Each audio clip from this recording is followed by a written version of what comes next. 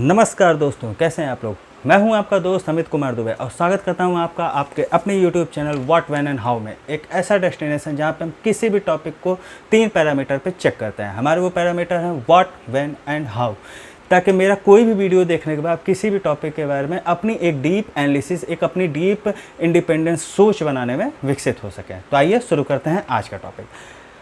दोस्तों, कैसा हो कि आप सपोज करिए आज रात को आप सोने गए और कल सुबह आपको 7 बजे एक ट्रेन पकड़नी है।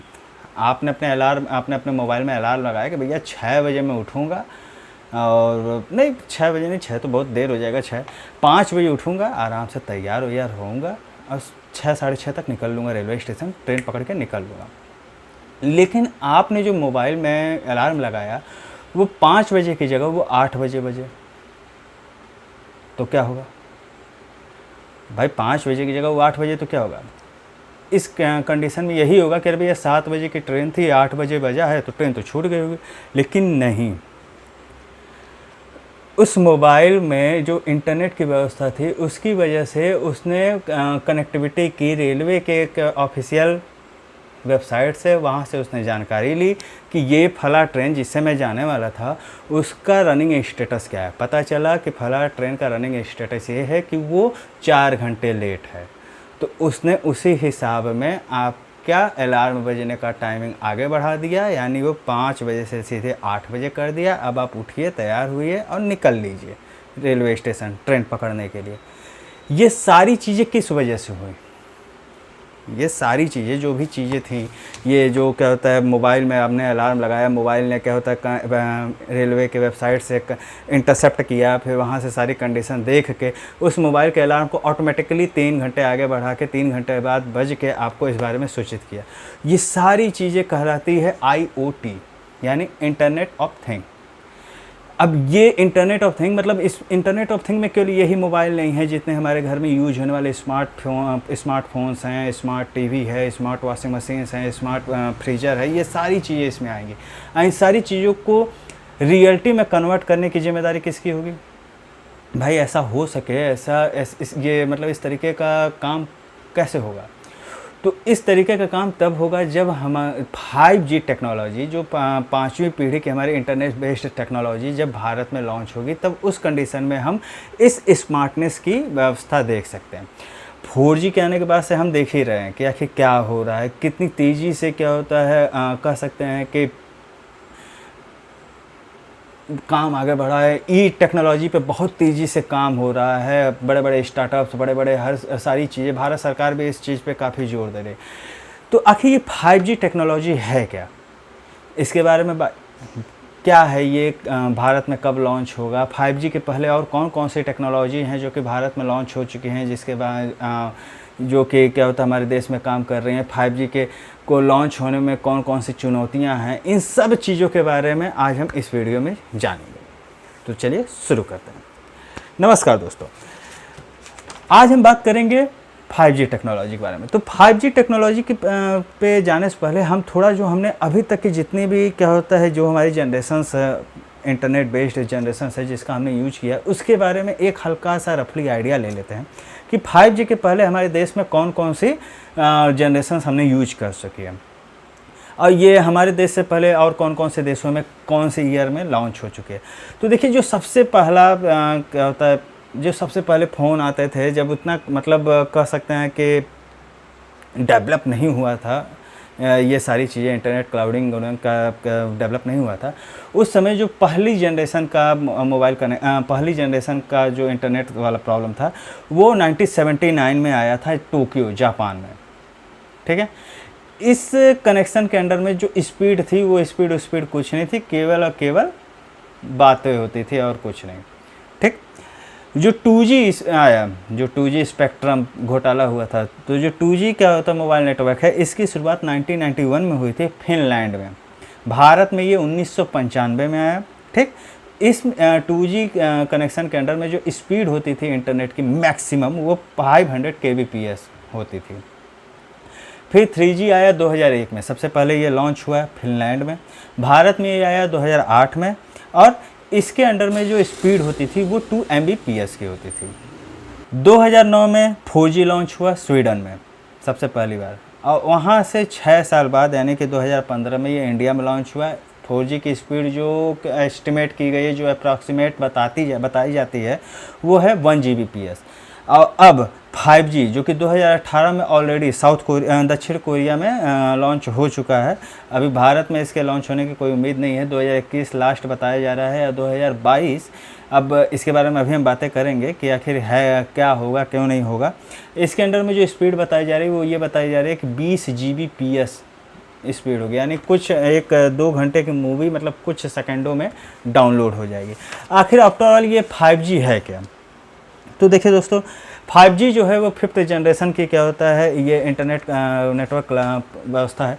इसके अंदर में क्या होगा कि जितने भी आपके घर के स्मार्ट मीटर्स, स्मार्ट एप्लीकेशंस हैं, चाहे वो टीवी हो, फ्रिज हो, मोबाइल हो, घड़ी हो, आजकल तो घड़ियाँ भी स्मार्ट हो गई हैं, ये सारी चीज़ें 5G की वजह से एक दूसरे से सिंक्रोनाइज कर पाएंगी और आपका काम काफ़ी आसान हो जाएगा।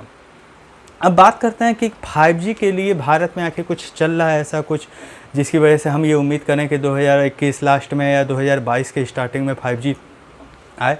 तो देखिए, सबसे पहले जो होता है वो एयरटेल शुरू करता है, ठीक है। एयरटेल ने साल के शुरुआत में हैदराबाद में 5G का टेस्टिंग शुरू कर दिया था और यहाँ पे एयरटेल ने ये भी बताया कि क्या होता है, जो 5G की उसकी स्पीड थी वो 4G की तुलना में कम से कम 10 गुना ज़्यादा थी।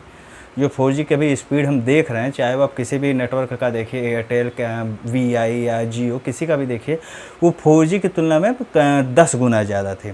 यानी कि 1 GB डेटा की मूवी डाउनलोड होने में केवल कुछ सेकंड लगेंगे। और इसकी स्पीड तो मैंने आपको बता ही दिया था कि 1 Gbps होगा। इसके अलावा जो मतलब 4G की वजह से जो इस फील्ड में एकदम मतलब कह सकते हैं कि बड़ी बड़ी कंपनियां ख़त्म हो गई। उस जैसे वो कंपनी मार्केट में आई, बड़ी बड़ी कंपनियां, एयरसेल, बहुत सारी कंपनियां ख़त्म हो गई। अब देखिए, अगर आज से करीबन 5-6 साल पहले की बात करें तो कितनी कंपनियां थी मार्केट में टेलीकॉम सेक्टर में। एयरटेल था, एयरसेल था, टेलीनॉर था, एयरटेल है ही, वोडाफोन, आइडिया। अब कितनी रह गई? अब केवल 3 ही रह गई। वो भी क्या होता है, बहुत ही मुश्किल से वो बची हुई हैं। एक तो एयरटेल बचा हुआ है, जियो आया ही, जियो तो नंबर 1 पे है ही, और दूसरा VI जिसमें वोडाफोन, आइडिया, इन दोनों में का मर्ज हो गया है। अब बताइए, 5 साल पहले इतनी सारी चीज़ें थी और क्या होता है, अब घट के कंपटीटर ही 2 से 3 पे आ गए हैं। इसका क्या खामियाजा होगा, क्या नहीं खामियाजा होगा, हम कंज्यूमर के ऊपर, ये एक अलग टॉपिक है। आज हम बात करते हैं 5G के ऊपर। इसके अलावा जियो की बात करें तो क्या जियो ने इस फील्ड में ऐसा कुछ काम नहीं किया? तो जियो इस फील्ड में और भी आगे बढ़ के जा रहा है। उसने क्या होता है, समुद्र के अंदर केबल बिछाने की व्यवस्था शुरू कर दी है और मतलब वो बिछा रहा है। उम्मीद है कि 2024 तक ये व्यवस्था हो भी जाएगी। वो समुद्र में 2 तरीके के केबल बिछा रहा है। एक केबल का नाम दिया है, एक केबल का नाम दिया है IAX, दूसरे का नाम दिया है IEX।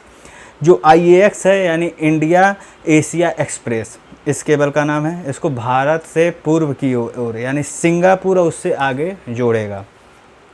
जो IEX है ये इंडिया यूरोप एक्सप्रेस, मध्य पूर्व पश्चिम यानी यूरोप के भी देशों को इससे मतलब कनेक्टिविटी मिलेगी। 2024 तक ये प्रोजेक्ट पूरा होगा। अगर ये प्रोजेक्ट पूरा हो जाता है तो जो स्पीड होगी इंटरनेट की वो करीबन 200 Tbps की स्पीड मिलेगी। सोचिए, 200 Tbps की स्पीड मिलेगी। मतलब अगर एयरटेल के हिसाब से देखा जाए कि 1 Gbps की स्पीड मिलेगी तो हमने किसी 2 घंटे की मूवी को कुछ सेकंड में डाउनलोड करने की बात कर रहे थे। अगर 200 Tbps की अगर स्पीड मिलेगी तो हम तो जैसे क्लिक करेंगे तुरंत, तो मतलब क्लक ही नहीं झपकाना पड़ेगा, तुरंत हो जाएगा। सोचिए, जियो तो इससे आगे भी बढ़ के काम कर रही है। तो अब सीधी सी बात है कि क्या होता है, अब आगे आने वाले दौर में क्या हमारी इकोनॉमी पे इसका असर क्या होगा, अच्छा होगा, बुरा होगा, क्या होगा, वो भी देखने वाली बात होगी। उसके लिए एक अलग से वीडियो बनाना पड़ेगा। अगर आपको ऐसा कोई वीडियो चाहिए कि 5G की वजह से हमारी इकोनॉमी पे या हमारे कंपटीटर्स पे क्या फ़र्क पड़ा और उन फ़र्क का हमारे ऊपर क्या असर पड़ेगा, तो प्लीज़ कमेंट बॉक्स में कमेंट करके ज़रूर बताइएगा। मैं उसके लिए एक अलग से वीडियो लाने की कोशिश करूँगा। अब यहाँ पे जो एक और काम ये हो रहा है कि 4 मई को सरकार ने टेलीकॉम कंपनियों को 5G ट्रायल की अनुमति भी दे दी थी। 4 मई को टेलीकॉम कंपनियों को अनुमति दी है। उसके बाद से ही क्या होता है, इतनी सारी प्रोग्रेसेज हुई हैं। अगर बात करें चुनौतियों की कि आखिर 5G टेक्नोलॉजी को भारत में लॉन्च करने में अभी ऐसी क्या चुनौती है कि हम ये कह रहे हैं कि 2021 के लास्ट तक, नहीं तो 2022 के स्टार्टिंग में ये लॉन्च होगी। तो सबसे बड़ी जो चुनौती है वो पूरे नेटवर्क सिस्टम को मतलब बदलना पड़ेगा। देखिए अब क्यों बदलना पड़ेगा, उसके पीछे का रीज़न है भाई। देखिए जो भी ये 5G टेक्नोलॉजी होगा ये ऑप्टिकल केबल नेटवर्क पे डिपेंड है। मतलब ये इसके लिए अलग से क्या होता है, केबल नेटवर्क क्या होता है कि लाइंस बिछाई जाएंगी, जो कि बहुत महंगा है। 4G की तुलना में बहुत महंगा है। 5G के लिए फाइबर ऑप्टिकल की ज़रूरत पड़ेगी, ये फाइबर ऑप्टिकल होंगे। अभी जितना ऑप्टिकल केबल बिछा हुआ है, जितना 4G नेटवर्क के लिए उसमें से कम 60% से अधिक जो केबल नेट हैं उनको बदलना पड़ेगा। ये चीज़ 60% से अधिक, तो इतना आसान तो ये है भी नहीं, क्योंकि ऑलरेडी जो भी कंपनीज हैं उनकी हालत खस्ता चली रही है। तो अभी इसको बदलना पड़ेगा। ये केवल ड्यू टू कोरोना नहीं है, ऐसा मत सोचिएगा कि नहीं कोरोना की वजह से खस्ता चल रही है, लेकिन खस्ता चल रही है। आप चाहे इसे कोरोना समझ लें या कंपटीशन मान लें या यूजर बेस मान लें, क्योंकि देखिए हर कंपनी का, अगर मैं पर्टिकुलरली इंडिया की बात करूं तो इंडिया में पहली बात तो मोस्टली सारी कंपनीज ख़त्म ही हो गई हैं। अब यही 2 ही 3 बची हैं, एयरटेल, वी और क्या होता है जियो। तो लेकिन इनके भी यूजर बेस में कमी आई है, क्योंकि मोस्टली यूजर बेस तो जियो की ओर हो गए हैं। अब यूजर बेस जो है वो जियो की जब ओर हुए हैं तो सीधी बात है कि पर पर्सन रेवेन्यू में हर कंपनी के असर आया है। वहीं जहां जियो एक पर्सन से 183 रुपये कमाती है एवरेजिंग, वहीं क्या होता है जो एयरटेल है उसका मुनाफा पहले 200 कुछ था, अब वो क्या होता है वो 130 से 35 के लमसम में आ गए। अब ये भी कोई क्लियर डाटा नहीं है, क्योंकि अब करीबन 8-9 महीने से ना तो एयरटेल ने और ना ही वी ने ऐसा डाटा निकालना बंद कर दिया है। पहले वो निकालते थे कि पर यूजर से वो कितना पैसा कमा रहे हैं।